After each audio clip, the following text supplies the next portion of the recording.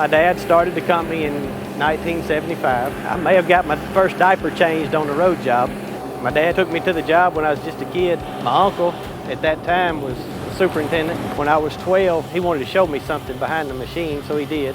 He showed me a rake, and he was raking some asphalt on the joint. He said, "You see that?" I said, "Yeah, I see that." He said, "Looks pretty easy, don't it?" I said, "Yeah." He said, "You want to try it?" "Sure, why not, you know." I get started. He said, "Well, I'll be back and check on you in a little while." This was 12 years old. And about every 30, 45 minutes to an hour, he'd come back, catch me back up to the machine, and then he said, "I'll be back in a little bit." So yeah, I've been around most all my life. I did actually go to college, and I got an associate's degree in electronic engineering, but of course, I come back to this.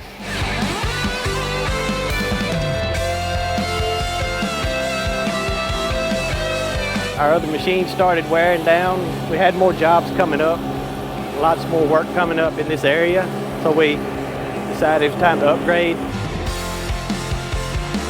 Staying up with the equipment has changed over the years. It's changed for the better, but you have to stay up on the technology to operate now. And the state's specs are getting a little tougher, and really they're just getting stricter on the smoothness of the ride and the density, the compaction of your asphalt.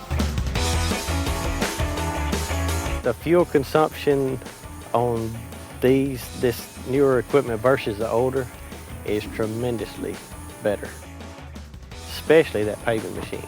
We would run a tank of fuel throughout the day. Now we may run a half a tank.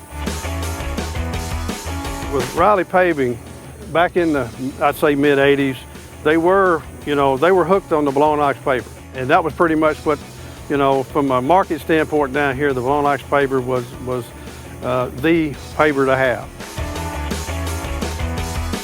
We've gotten really good service out of all of our equipment. The hug and haul guys, they've really come a long ways with these machines.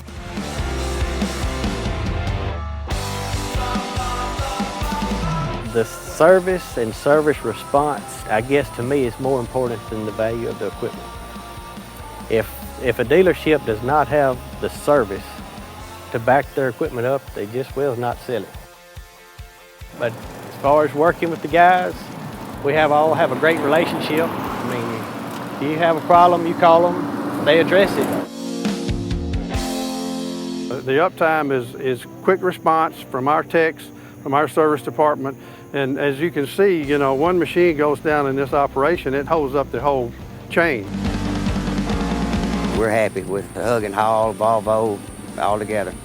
It's been tremendous, and I would recommend it to anybody in the asphalt business.